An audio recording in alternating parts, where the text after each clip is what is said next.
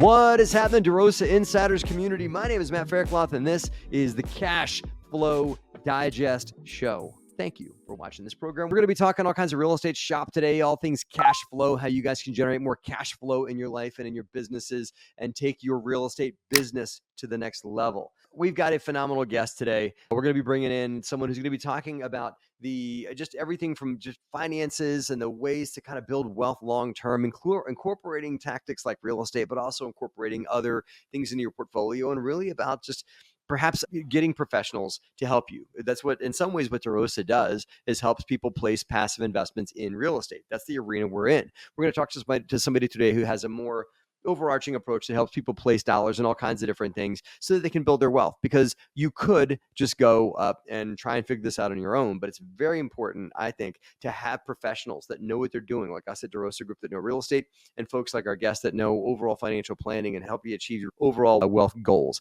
So guys, let us welcome to the show and bring in our guest today, Brent Boden. Brent, how are you today? Doing great, Matt. Thanks for having me. Good stuff. So for our audience and for our listeners and whatnot, please take a minute and introduce yourself. Yeah, so my name is Brent Boden. I've been in the industry for 16 years as a certified financial planner. Also have a number of acronyms behind that, so I deal with the behavioral side of finance as well. And really, my goal of getting in the industry was really just to help people understand all the aspects of their finances, from early financial planning through tax benefits and estate planning. What do you need to have? How do you diversify? Because a lot of times, we've worked with clients that have everything in one bucket, like a 401k, and that's not the best place. We all see markets going up and down throughout time, and we want to make sure that you have access to some sort of funds or income that you need at any given time. And so a lot of times that's diversifying. Mm-hmm. What are, as we unpack this, right? Let's start at just layman's terms advice, right? As you meet new clients that you work with, what are some of the biggest mistakes you see people make when it comes to financial planning that you, of course, as an expert need to help them untangle and whatnot, but what's the most common mistake you see people make when it comes to just achieving their wealth goals or, trying to get to the next level with regards to their finances? Yeah, that's a great question. I think mindset is probably one of the very first things. And, something that doesn't really have to deal with your finances directly, but it can deal with your entire life, is just, are you ready to make the next step to get you to the next place you want to go? And so a lot of times, people come to us after a life event, whether that's a marriage, a divorce, or having that first kid, lost a family member, whatever it is they've just not had the right mindset to what they want to achieve. And so we really help people from a goal-based aspect is, how do we figure that out? And how do you make steps to get there? So I would say that's probably the easiest part. It's not easy to get to where you want, but it is easy to change your mindset a little bit. And that can start from budgeting or debt payoff. It can go all the way through, how am I saving?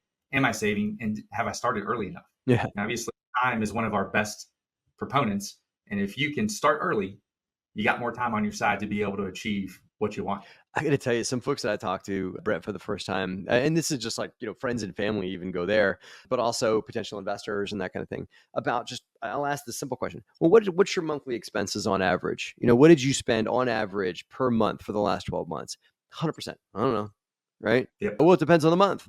Yeah. Well, give me the median. Give me the average expense of what it should be. Everyone should know that. You should know what your average expenses are. Factoring, you can't say, well, it depends on whether or not it's December for Christmas because you got to buy Christmas presents. Yeah, I get that, but that's not a good enough excuse, because it also depends on whether or not it's July and you want to take your kids to Disney World, right? Every month has unexpected expenses, and not knowing what your median expenses are, including housing costs. But I mean, that's easy. Everyone should know, of course, what their housing cost expense is, but that's that's maybe a third of the equation. Knowing that other 2/3 really helps them know their real financial literacy, and helps them understand what's next. I can tell you, for my wife and I, we really weren't able to start setting aside money for investing until we were clear what we were paying monthly, and to say, okay, we have this much extra. That, how it goes, man. If you don't focus on that, like you said, financial literacy, and also you said mindset, right? Most people may end up with an extra $500, $1,000 in their pocket by the end of the month, but guess what? Gone, right? If you don't pay attention to it, you're going to blow it. How often do you see things like this? So people just not watching where things are going, and then you blink your eyes and it's out the door, right? You're exactly right, Matt. I mean, the biggest part is that if you're not paying attention to it, it's super easy to go out and blow $500, right? And so the idea is that you've really got to make sure, I think if you're early in and you're just kind of starting to get what a budget looks like, is very different from an ultra high net worth client that has plenty of money coming in, but maybe they don't use it wisely. Yeah. Or they do, go out and buy that car whenever they want, and they can do that. The downside is if you don't know it on an annual basis, at least, what are you spending, which should include the majority of those one-off expenses for vacation or a car or anything like that, right? Sure. What does that average out to? And how much should you have left at the end of the day? If you get to the end of the year and you get that tax bill and you don't have it set aside already, that's a problem, right? Yeah. And so all of those factors come into play. And it really does sit down, and you have to, at a minimum, I think an annual budget is a good thing for a lot of people. Absolutely. And that way they can kind of break down what that looks like in smaller chunks. Yeah. I totally get that. And what's interesting, Brent, is those that are listening right now are probably thinking like, well, Matt and Brent, that's all well and true for people that like earn, a lower side of the average median income of where they are. But people that earn plenty of money, like doctors and lawyers and those folks, they don't have those kinds of problems, do they, Brent? Like, when you meet with high income people that are making well into the six figures, like I know you work with a lot of docs. I can't wait to unpack a lot of that with you, because doctors are just this unique breed of folks to deal with regards to their investment strategies and things like that. But it's a misunderstanding to think that those that earn more money don't still have financial, literacy issues, or that they still don't, like they still don't know how much they're spending in expenses on a monthly basis, right? Yeah. Bad habits just become still bad habits when you put more zeros on them, don't they? Right? Yeah, and I think you make a good point. So one of the reasons I like to start with kind of mindset and what are your values, what are you're driving towards, is because a lot of times we bring in some of our parents' bad habits too, right? Yep.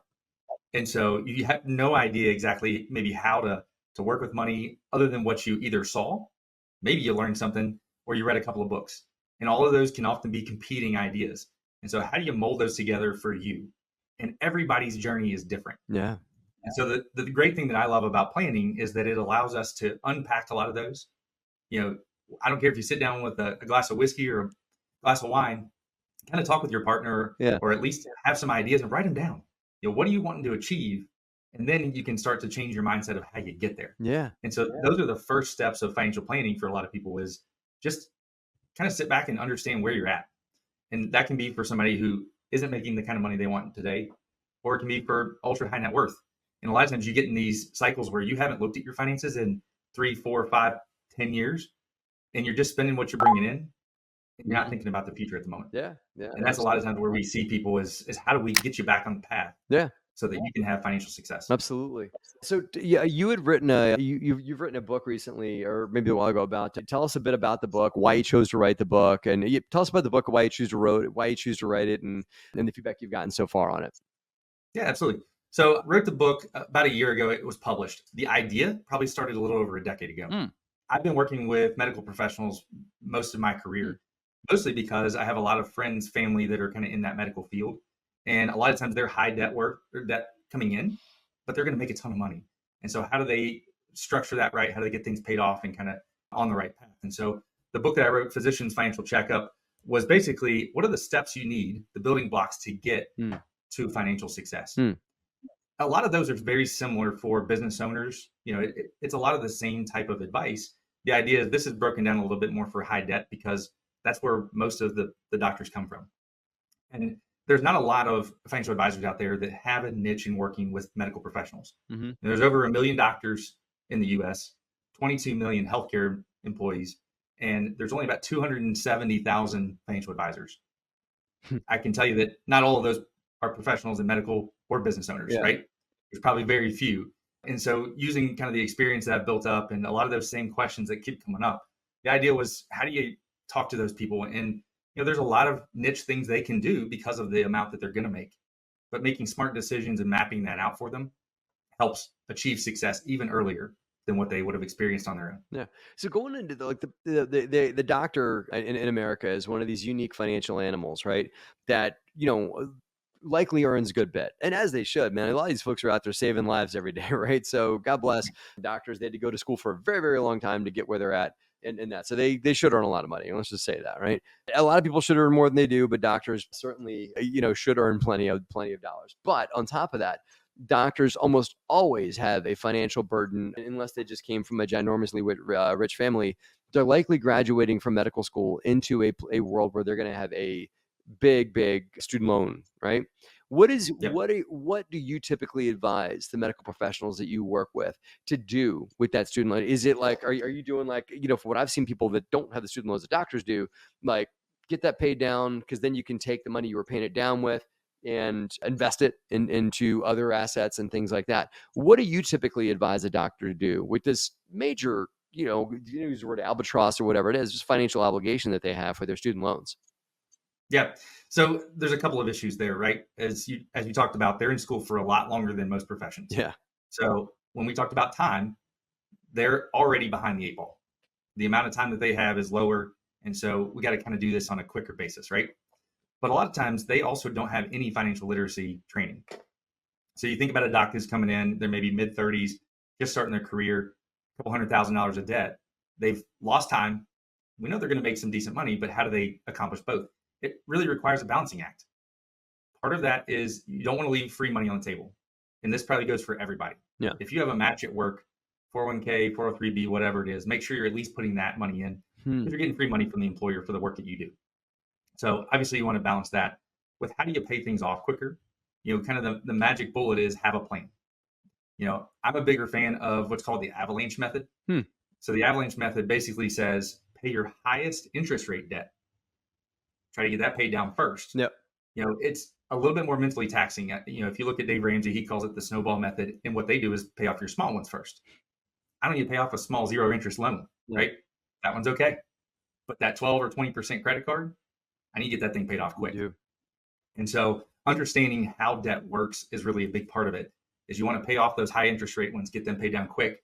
And if you can make a payment every single check, especially on those compound interest loans, you're paying it down faster. Yeah. And so, in the real estate market, sometimes they call it kind of the 13th month method where you pay an extra payment each year. Yeah. Or you pay it twice a month. Those are compounding interest loans. The reason you're doing that is to hit it before some of the interest is actually going to the account. Get those things paid off early, right? So it's no different than that. It's just understanding it, having a game plan, and honestly celebrating when you win. Yeah. That's the hardest thing. It goes back to the mindset, right? Is if you're not celebrating when you have opportunities, it doesn't keep you on track as well. So that extra $500 at the end of the month, throw it on there. Do you have a glass of wine, celebrate it. Let's unpack, or as I've been saying, we kind of start saying phrases, right? The phrase I've been saying lately is double click, right? So let's double click on real quick, paying your house off, right? Yeah, I get it. Under like today's interest rates, yeah, man, you probably should 7.5%, right? But the home I live in has like a 3% interest rate, right? And a lot of people watching do, because rates were very, very low for a while, right? And so, does paying your house off make sense? Because I've heard other philosophies about it, like that. Well, your cost of capital is 3% on your home. I could also take the whatever it is, $500 a month that I want to send towards my mortgage company to pay it off faster. I could take that and invest it in anything that outperforms 3%, right? Yeah, exactly right. I think it varies. Yeah, no, it definitely varies, and that's where having some personal financial advice helps. If you're at a 3% or under, honestly, you probably shouldn't pay it off. Yeah, you can get a savings account at 5% today, and so why would you put the risk of putting it in your house? Yeah, it just doesn't make sense. And your house hopefully is going to grow in value anyway. And so it doesn't make sense. Now, if you are dealing with a 7%, 8% mortgage, then maybe it makes more sense. But I also think it depends. Yeah. Because if you can take on more risk in the market, potentially you can get a 9, 10, 12% return, it's a balancing act. Yeah. I like the avalanche method you had said, because maybe you got credit card debts that's costing you 18%. I mean, I've even seen credit cards now, Brent, at 24%. Can you believe that? Oh, yeah. Yeah. And that's but I think just a quick point too on that is the avalanche method does not require you to make extra payments. Right. It's just doing it a little bit more often so that you're hitting that interest early, right? Mm-hmm. And so you can keep making the same payment on your mortgage, but if you hit it twice a month, now you have to get a little ahead, right? We can't be behind the eight ball trying to do this, or you're going to get late payments. We don't want that. But if you get a little bit ahead of it and start doing that every 2 weeks and hitting that principal, then you're getting it down. Yeah. And so I think it does depend a lot for each person. But I agree with you. If you've got a 3%, honestly, love it. Yeah. Sit there, enjoy that mortgage. That's fantastic. Pivoting over to a new topic here, because as real estate operators, when we're approached by passive investors that want to put their money, sometimes doctors, sometimes not, one thing we bring up on a regular basis is tax benefits Yeah. for investing in real estate, because I can apply depreciation losses to their gains and things like that. And so you might not actually have to tell the IRS you made all the money that you actually made. You might be able to make this much and tell the IRS you made this much. Or, hey, if you really play your cards right, tell the IRS you actually lost money and you did a negative, and that negative can get applied to other things, right? That we in real estate understand that side of it. But I get from a financial planner, you got to be a little more microscopic and talk about general tax and stuff like that. What are some other tax tactics you bring investors large and small, our clients are large and small to you, that come to you? And I get, we got to keep the country running. So we do have to, paying taxes is not a bad thing, but you don't pay more than you should. Right. Right. So what are some tax benefits and deductions and advice you end up giving a lot of your clients in that, or just what should people look out for? Yeah. So I always tell clients, I want you to pay the lowest fair share that you can. Right? Yeah. And so, a lot of times we work with CPAs to really understand, especially if you're a business owner, you've got multiple real estate, a CPA is still going to be the best. The downside is CPAs tend to look back. We tend to look forward. Yeah. And so having a team that can do both of those is really good. From a tax standpoint, there's lots of different things that you need to be aware of from an investment standpoint. Obviously, you've talked about a couple of them from a real estate standpoint. And I think I'll jump back real quick. My investing philosophy is diversification in general. Mm-hmm. So you don't want all your eggs in one basket in anything.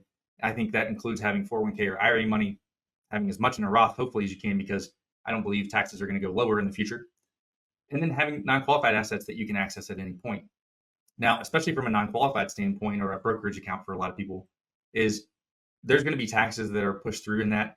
The way that we manage it is from a really understanding of trying to offset any sales of capital gains with capital losses so that you're able to keep as much of that money non-taxable as you can. It's not always the case, but we try to do that in any place that we can. I think the other aspect is adding some alternative investments. So real estate's a great one to your total portfolio.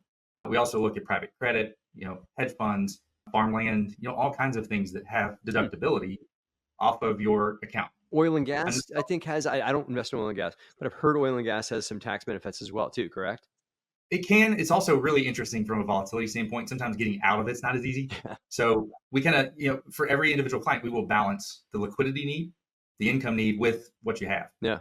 Certainly ultra high net worth clients, a lot easier to look at oil and gas. And, sometimes we have wine and whiskey investments that we get. So. I got a buddy, he's buying into ATMs, Brent. Can you believe that? Yep. And that's the thing, not individual one-off ATM, like funds that own, hundreds of thousands of ATM machines across the country. And because that's an investment vehicle. There's a lot of things you can invest in. And a good financial planner like your firm is one that folks should go to, because it sounds like there's not going to be just hey, let's see how much of your money I can put you into different facets of Wall Street. And diversification means owning Google and Apple in your portfolio. Yep. Right. There's no silver bullet. Right. And so you got to stay on top of all of it. Yeah. I think that's the biggest thing. And from that tax benefit side, a lot of it is just understanding your specific tax investments. Mm-hmm. So part of our planning process is on an annual basis. We do a review with our clients of their tax documents so that we make sure this is what happened last year. You've still got time this year. Can we make some adjustments and moving forward? Mm-hmm. And obviously keeping an eye on the current situation with elections is, 2025, a lot of these tax benefits sunset. So if you're looking at estate planning today, you need to hustle up, because there's not a lot of time left to make some of those.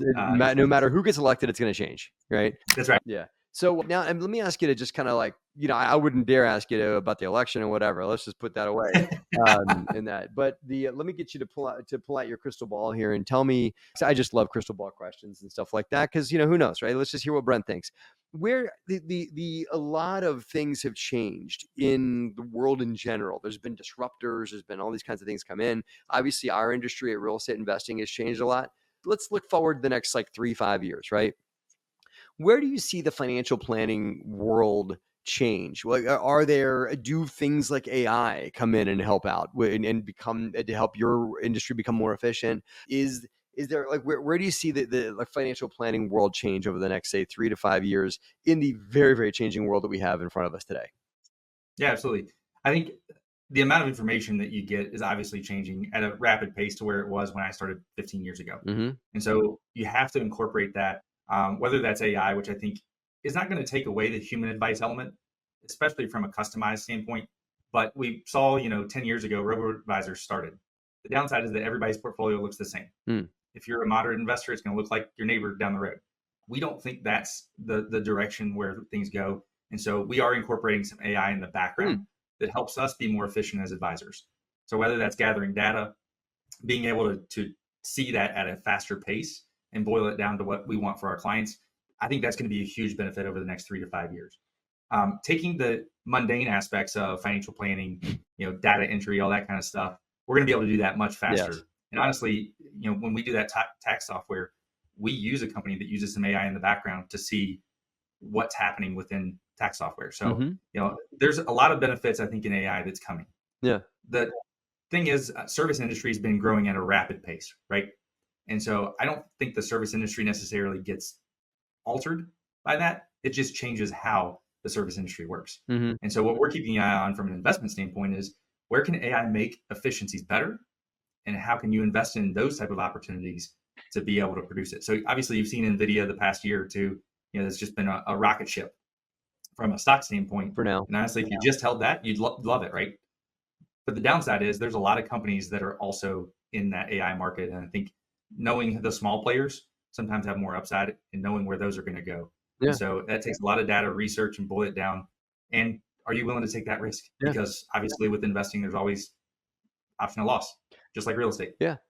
I think that what I've seen, Brent, is that you look back at financial planning over the last 25 years, right? A while ago, when I was a kid, the only way that my mom or my dad could have been exposed to stock market benefits would have been through going through a financial planner, or by knowing somebody and taking a ginormous risk and calling up the Wolf of Wall Street on his phone and buying a pink slip to buy to buy an off the market thing or something like that. At the end of the day, the access to investments and the access to information, I think, has changed a lot of things. And so now just about everybody has some sort of financial planner working for them, whether they have a 401k through their job.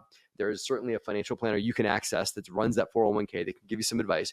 And if you're savvy enough, you can have a person like yourself that is like a real advisor, a consultant you've got on the shelf that's there to help you achieve your goals, right?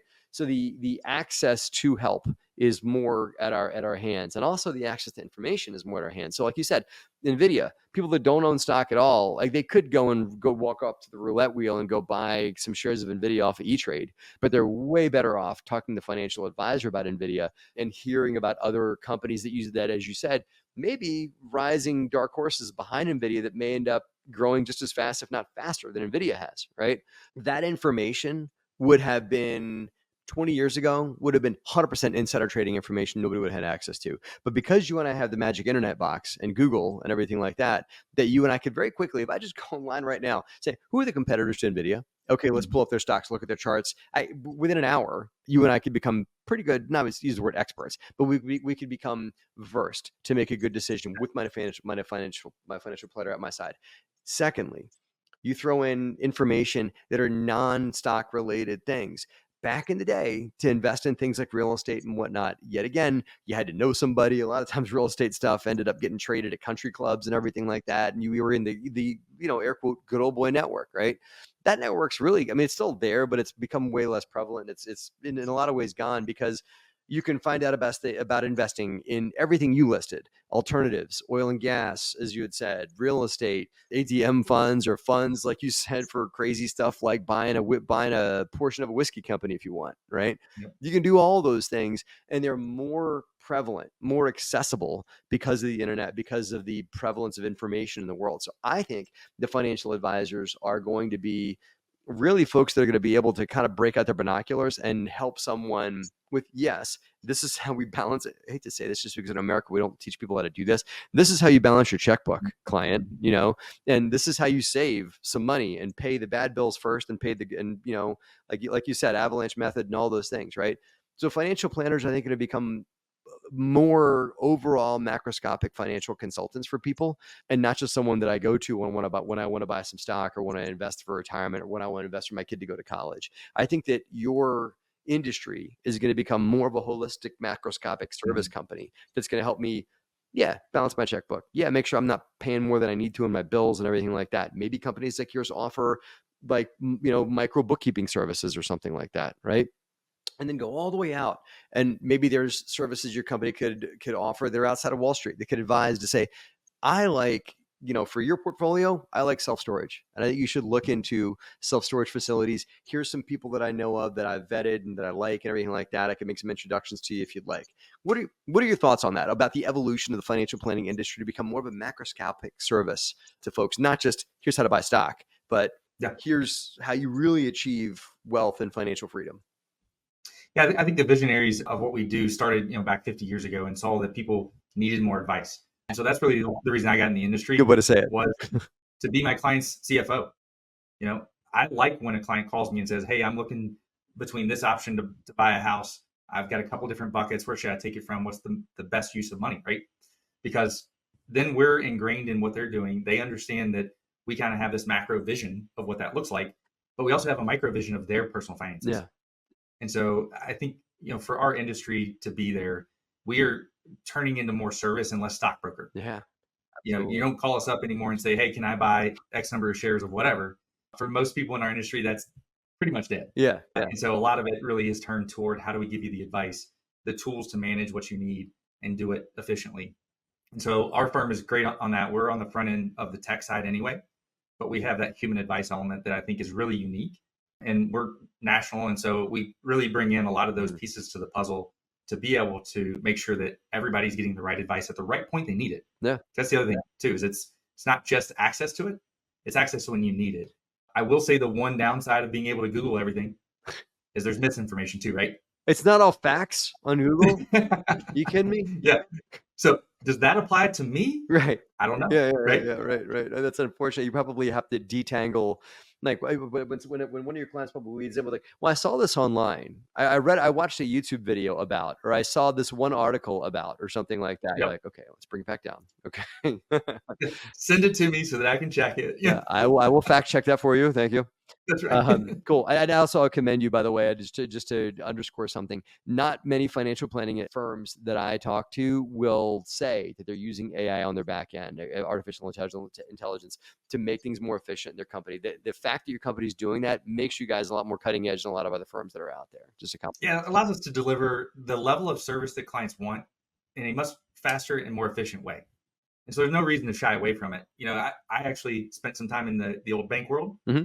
And that's the one downside that I saw in banks is that they just move so slow and everybody is a square peg in a round hole. Yeah. And unfortunately, that's just not the best way to deliver that type of service. And so, in the real estate market, not everybody's the best fit. Yeah. But when they are, you want to be able to give them the best advice. And that's the same thing that kind of goes for us is not every tool that we have available is for you. But let's build the car that's the best and looks like what you want and get you to your goal. Absolutely. So hey, Brent, this has been a great conversation. Could you please give us a bit of information on how anybody listening here would be able to track you down and pick your brain a little bit further about their financials, or maybe to pick up a copy of your book dedicated towards medical professionals, whatever it may be? How do folks get a hold of you? Yeah. So BrentBoden.com has the book on there. You can also reach out to me. Any questions you have, you can direct them through there. You can also find me on YouTube, and I also do have a podcast with the same book title, Physicians Financial Checkup.